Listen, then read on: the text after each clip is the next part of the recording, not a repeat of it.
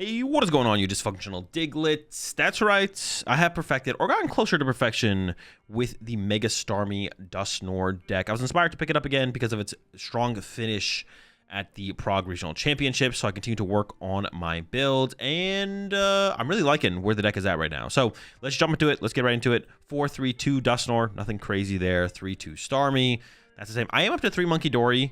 I have found this with not just this deck, but Dragapult as well.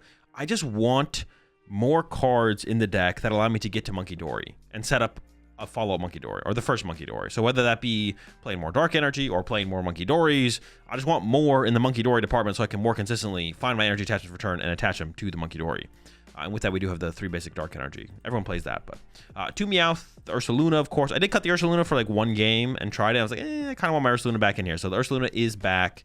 Latias for the mobility, and Latias is more for mobility than just for the Ursaluna, as a way to make it so we don't have to lose our energy attachments. Having to go attach an energy to hard retreat a Staryu, or not a Staryu, we just attach a Staryu and attack. Hard retreat a Duskull, or even if we have a Dark Energy for our Munkidori, losing the Dark Energy to get into our Mega Starmie to start attacking with Jetting Blow feels really, really bad. And putting Latias in play isn't really that big of a liability, because one of the goals of this deck is to make it so our opponent doesn't really play the game.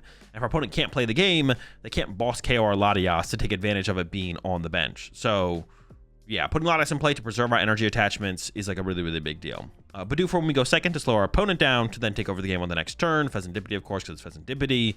I got 4 Lillie, 3 boss, 3 Hilda in here. I did go to a 3rd boss recently, and I have really liked it so far. Just having boss more often when we need it is good.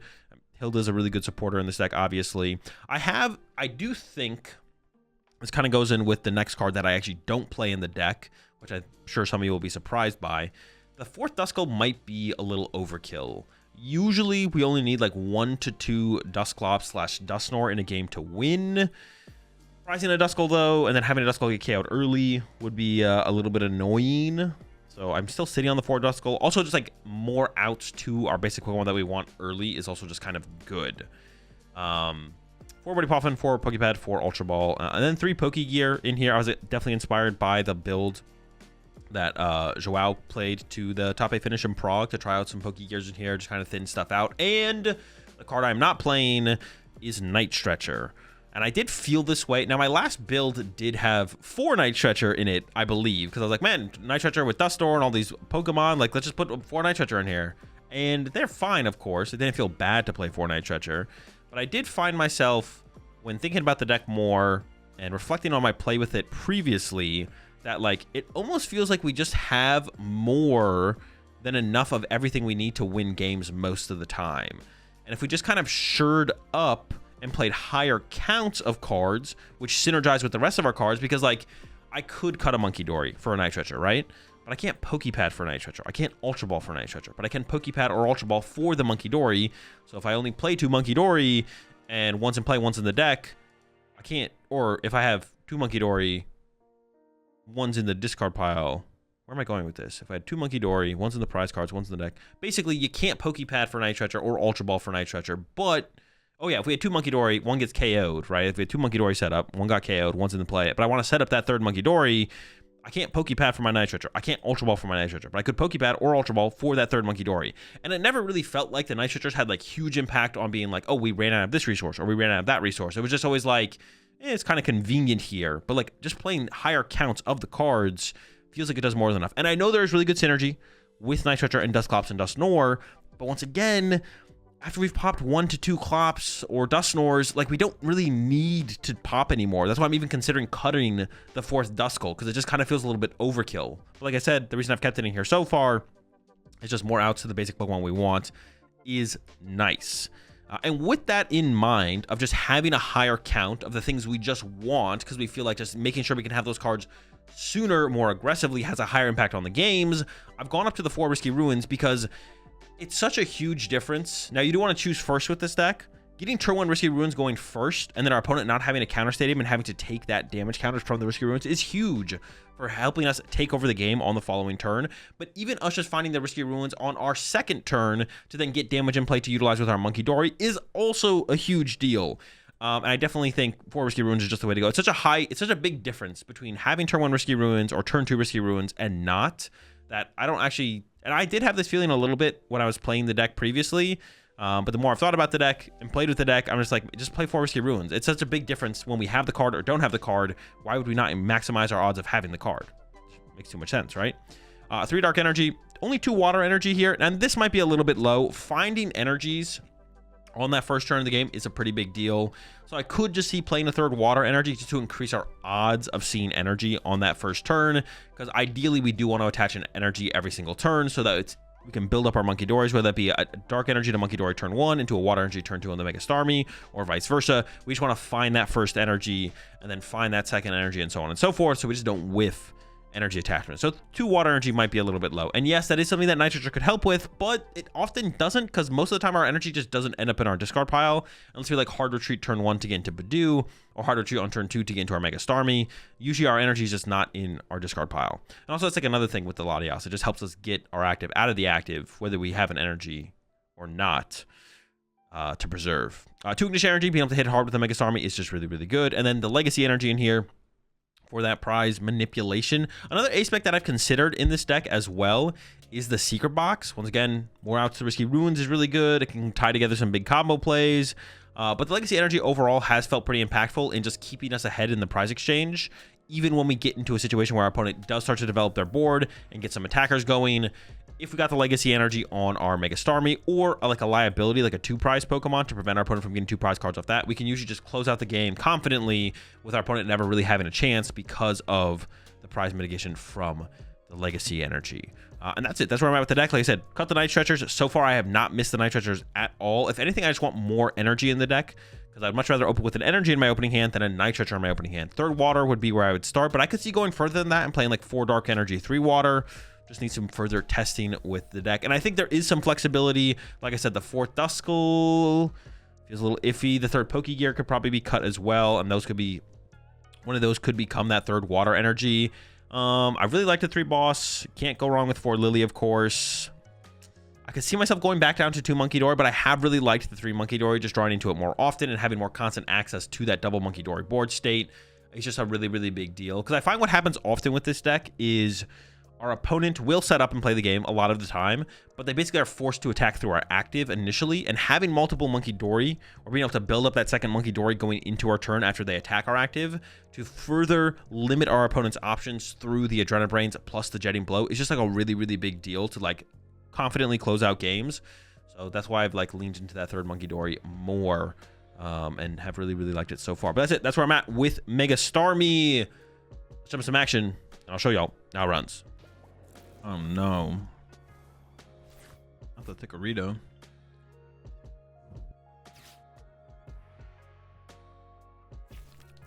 Wait, this matchup might be tough, right? Maybe not.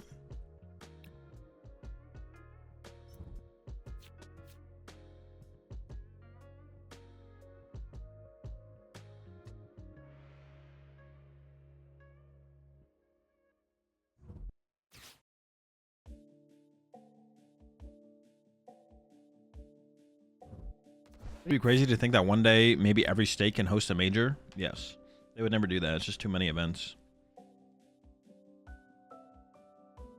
The attendance would be super low. They're trying to create like big competitive moments throughout a season, throughout a year, or their season, whatever, same difference. Hold up. Okay. Owls.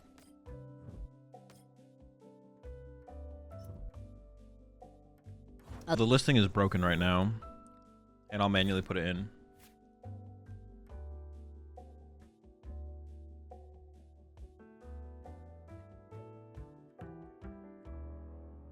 All right. Oh, got the ruins now. Let me think for a second.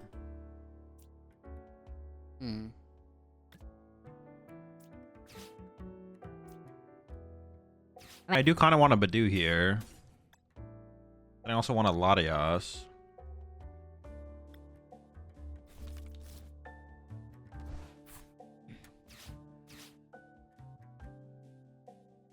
I might need Latias. I should see what this gives me first now. Ooh, sick. All right.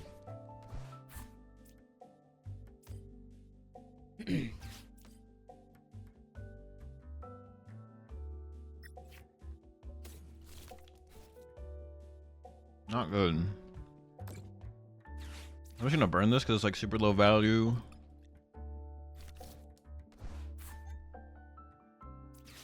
Gotta find Latias. Okay, we found Latias. But at what cost?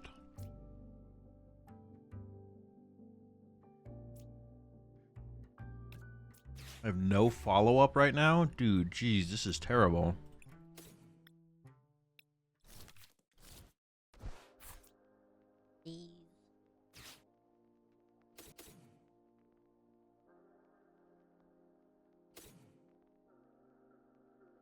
Maybe that is better.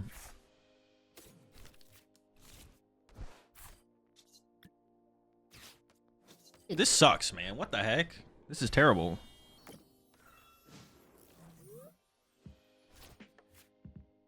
So why don't you play with the pretty cards? I think they're ugly. You see the trailer for... I did see the trailer for the Resident Evil movie, yeah. Looks cool. Looks cool. I'm not sure if the mic picked that up.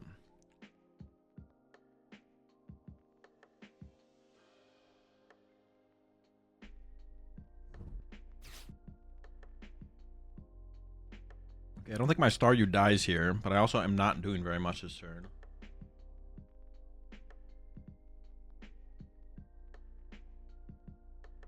Is winning tonight, Wolves or Spurs? Whoever's the home team.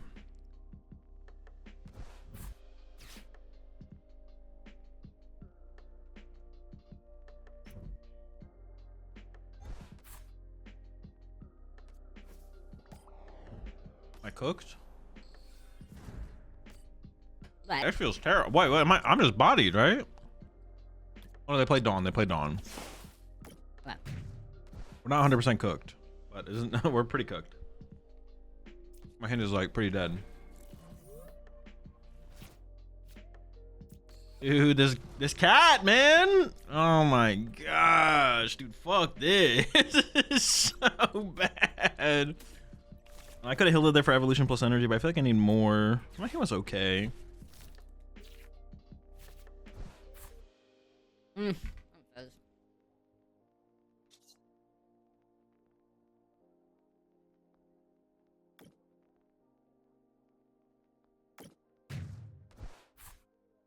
This is incredible.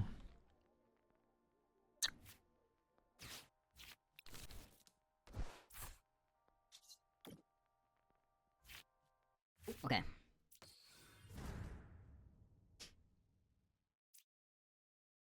I feel like I should actually just go Ignition Knockout, right? Dude, how do I win this game? It's got to be Ignition Knockout, right? It's got to be. Well, I need Ursaluna to win this game, but I don't play Ursaluna. If I had Ursaluna, I guess maybe it is winnable. All right, Ursaluna's coming back in the deck. Welcome back, Ursaluna.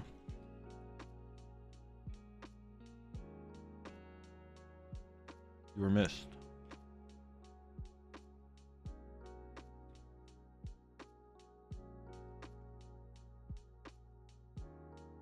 So can you give me dating advice? No.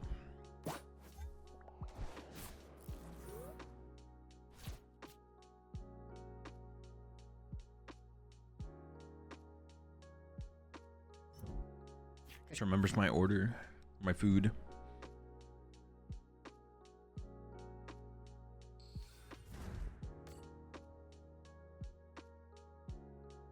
I think I could win if I had Ursaluna, but now I can't win because I don't have Ursaluna. I have all these goddamn cats on my... all these goddamn cats on my bench.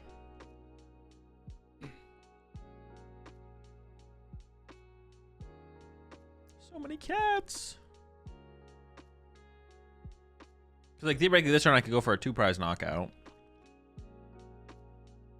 And then I could go Ursaluna win the game. Alright, I'll add Ursaluna back to the deck after this game.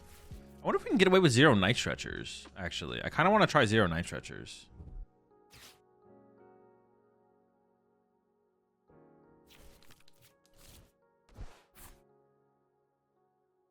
I don't know if we need them, to be honest.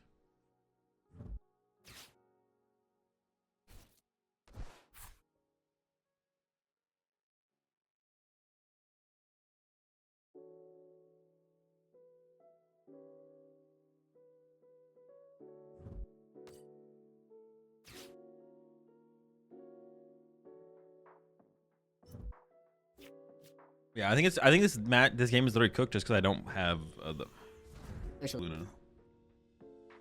If I had Ursaluna, we'd be fine, but I am Lunaless, so pretty sure it's cooked.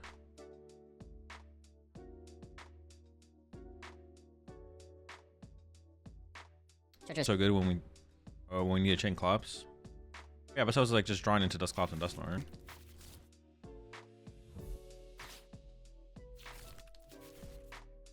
Isn't it for pop Clops? Stretcher Clops, evolve a Duskull and go again. If that's what it was for, then why wouldn't you just play 4 Dusclops and 3 Dusknoir? Oh, I forgot. I didn't realize they had 2 prize cards left. What the fuck? Oh, I guess I just lose. I guess I literally... Well, maybe I lose. We'll see. I could lose. I could lose.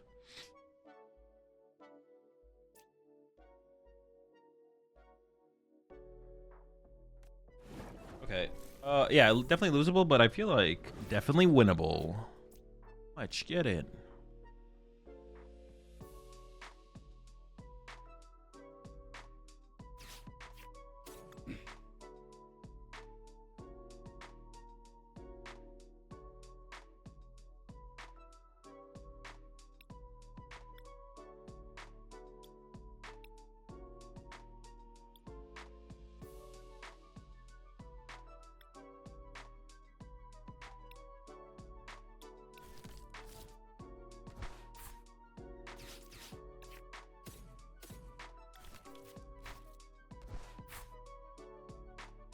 The goal this turn is to be obnoxious.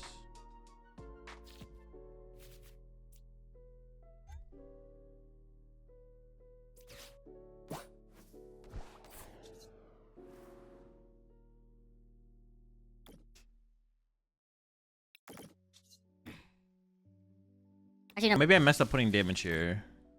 Well, no, it shouldn't matter too much, actually. Well, no, it could matter. Well, it might matter. But maybe it won't. But it maybe will. And in that case, that'd be pretty bad.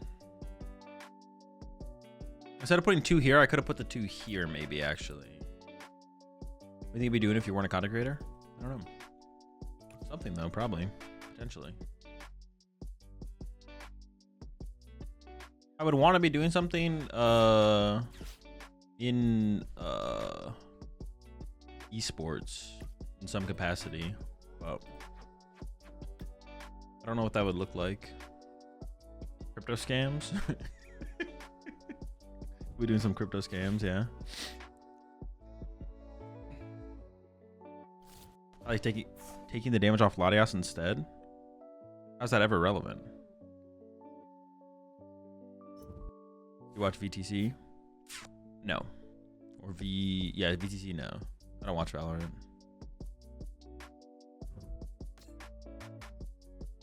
Be paying for his Metafy if he didn't stream? Honestly, that is possible. If I didn't do content creation, I'd maybe just be like literally just only doing competing. That is very possible. Very, very possible. Maybe just all in on competing.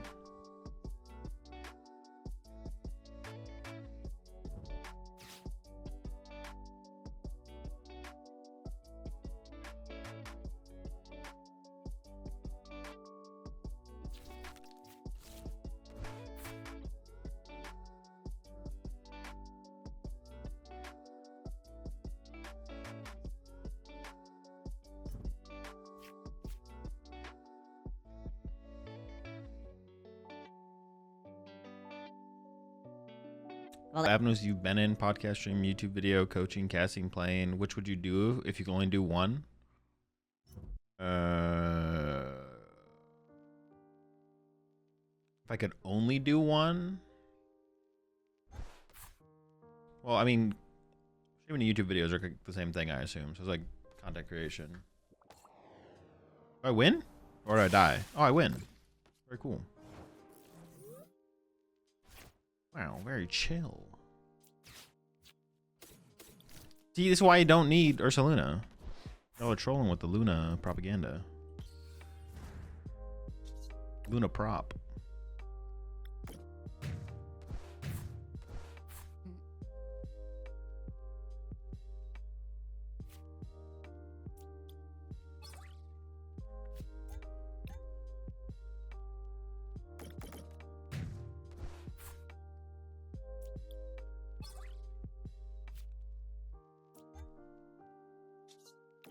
No, I will add the Ursaluna. No, I will add the Ursaluna back to the deck. We'll add the Ursaluna back to the deck for sure. I'll add the Luna back. I was talking about the bad deck. Come on now. Come on. Give me a little more credit than that. Come on now. Yeah, that deck is cheeks. Actually, that deck is just literally terrible. Rock Ninja Mega Frost. Oh my gosh. These terrible decks. Stop. Please tell me I'm wrong. I don't see. How does cutting treasure from Dusknoir deck like this improve your win rate? I think it's worth trying other cards that I think might give me a better chance of winning games. Something like that.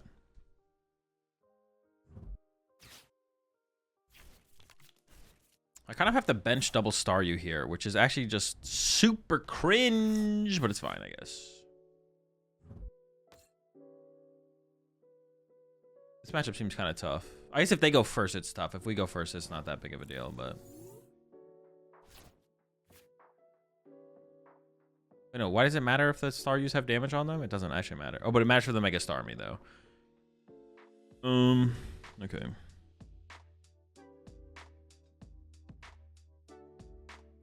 I want Latias in play.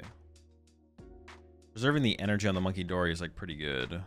Okay.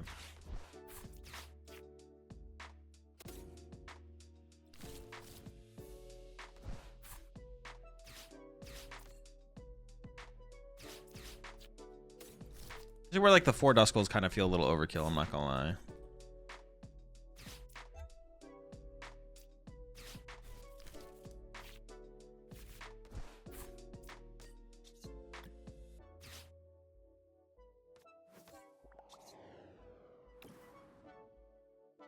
What do I even go after here? Like, where do I move this damage? There's so many threats. I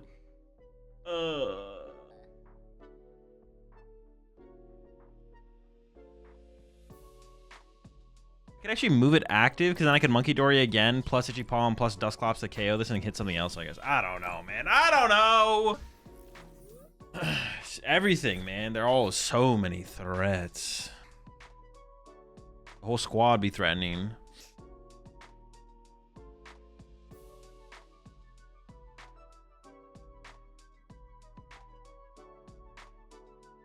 Candy in the next situation give you an out to OKO Lucario? Yes. No one is saying that Candy wouldn't function in the deck and allow you to make plays. Candy isn't bad in the deck. I just don't think it's worth playing in the deck. Those are like two different things. You can only play 60 cards. So you want to play the 60 cards that you think is the best. And I think the other cards are better than playing Rare Candy. If you put a Rare Candy in the deck, it wouldn't be bad. Like, Rare Candy would not be bad in this deck. Okay, well, the Ichipalm worked out because I get to KO double Riolu now. We're actually just chilling.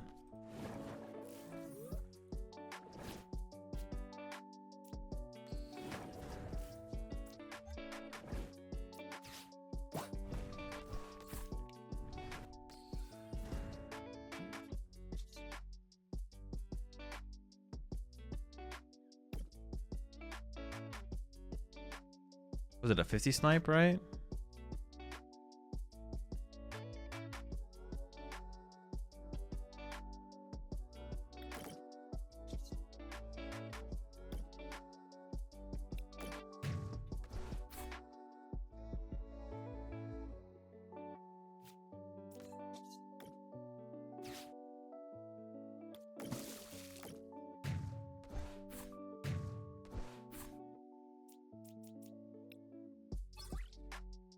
Are you using the list from Prague or slightly altered?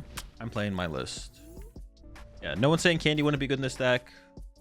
Candy would be good. The Candy would be good in the deck. Candy is a good card with stage 2 Pokemon that you want to get into play. That getting to play aggressively would be high value. Getting Dusknoir to play aggressively is high value. But you can only play 60 cards. So you just want to play the best 60 cards. And the one thing you definitely don't want to do, which you just did, but like take this as a learning experience, obviously, is you don't want to be just like super anecdotal and look at a situation and be like, well, it would have been good in this situation, so you should play the card. Like, you're not wrong. Like, if my opponent attacked with Lucario there, and then I had access to Candy, Dusknoir, Ignition Energy, yeah, that'd be pretty good. I'm not gonna say no to that. Obviously, that's good. But there's a lot of if you look at any situation and you come up with the exact perfect cards you could play in every single situation, you'll find very often that a lot of the cards that line up perfectly in those situations are not cards that are contained in the deck that you're playing. Like in this situation, yeah. Well, I guess I can't come up with anything in this situation, but you'll find if you just look at any situation in the Pokemon TCG and you're just like, well, if I had these exact cards in my hand right now, or if I get these cards next turn.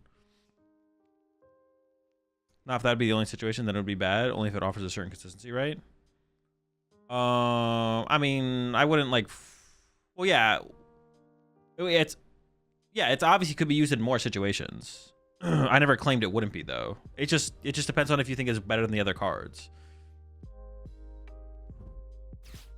Only if it offers a certain consistency, right? You just have to think it's better than the card it's replacing, basically. You have to think it does more than the card it's replacing. That's like the question. Does it do more than the card it's replacing? If it does, then you should play it. If it doesn't, then you shouldn't play it.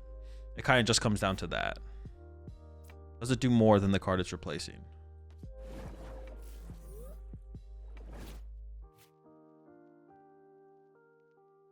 I mean, this is just cooked, right? They're just literally bodying. Check for boss. Oh! Oh! It's cooked! You're done!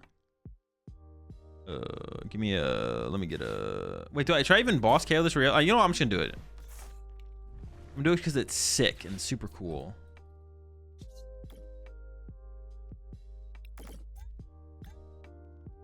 If they attack with Soul Rock next turn, I want to be able to go KO Soul Rock plus KO this, so I move it from here to here.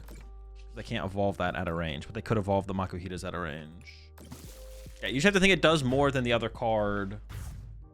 And the way you want to like think about it is like not in a matchup or a situation, in a tournament run. Like if you play card A over card B, do you think it'll do more for you when you play in your next tournament with the deck? Or do you think it does more for you in like a ladder session? Like if you go on ladder and you play 15 games, what card do you think will do more for you? Card A or card B?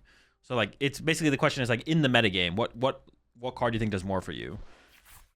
And we say in the metagame, we mean, all right, if we assume Dragapult is 30% of the metagame and Lucario's 5% and Zorik's 5%, and you go like through the whole list, obviously we're not going to like assign, everything to, we're not going to assign everything a percentage to actually break down if card A is better than card B. It is generally just more so of a vibes thing. It's just like, okay, what card do you think is better, card A or card B? Then we suss it out, we vibe it out, and then go with card A or card B.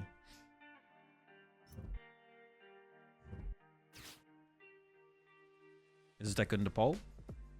Yeah, that's fine. Fine Pult matchup. I think we could maybe get away with one less Duskull. Maybe. We play so much Pokemon Search. I feel like it's possible.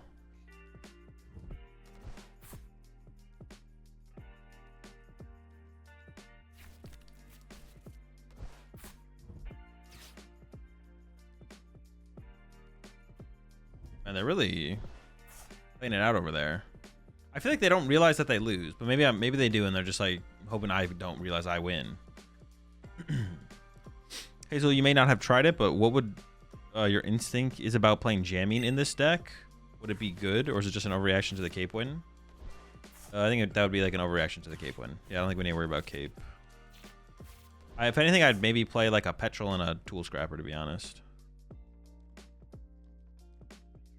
Instead. What's your top five favorite decks to play in the current format? The next 5 decks I play with. The Risky Ruins have been so good. Yeah, that's what I'm saying. That's why I wanted to try going up to 4, because like when I played the deck previously, or when I watched the deck be played, it's such a dramatic difference in terms of pressure if you find Risky Ruins or you don't find it. Finding it early on makes such a huge difference in terms of the amount of aggression you can put on your opponent. Massive, massive difference.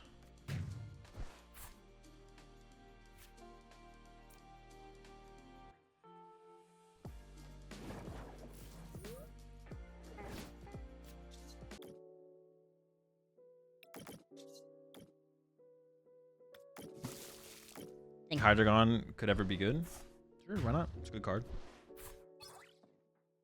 How do you figure out energy counts? I'm always between X and X+1 and don't know how to figure out which is better other than vibes. It is all just vibes at the end of the day. That's literally all it is. And the only situation where that doesn't apply is like when you're just not going to get to go to as many, like it's when you don't go to as many tournaments basically. So that stops applying when it's like you're not able to actually go to enough tournaments to make it. Like if you only go to one tournament a season and you just play a good deck, let's just say Garchomp is a good deck or was a good play, and then you hit like 3 bad matchups, which is like low percentage odds. Yeah, it kind of sucks. And you can't really make up for your poor odds because you just only went to one tournament that season. It can happen. It's not like impossible for that to happen, obviously. This is actually like, I mean, my hand's dead, so.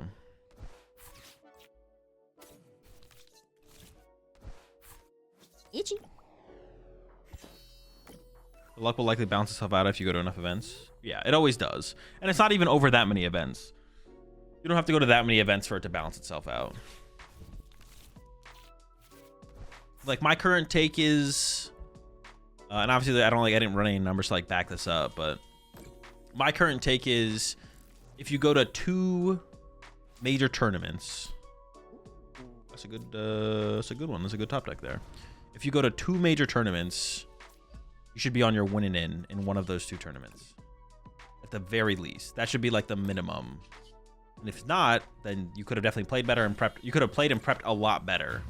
So you have a ton to work on, which means you should just focus on that. And then the unlucky you get or good or luck you get is just kind of irrelevant. But yeah, that's my current take on if you wanted to set like a benchmark for it. What is achievable? I think that's achievable.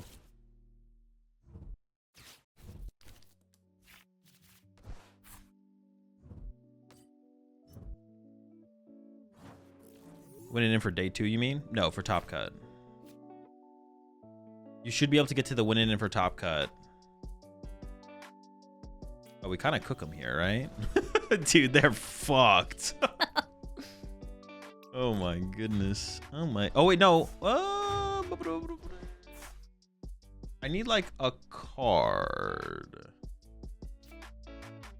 You think we're way better than we actually are?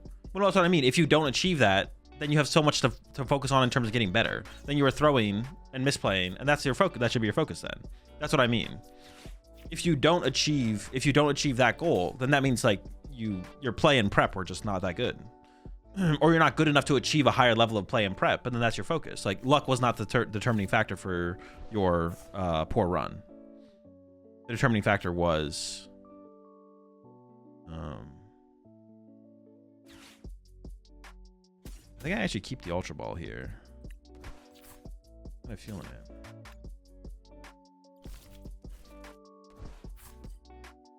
Yeah. I mean, I don't know actually. All right, we got there.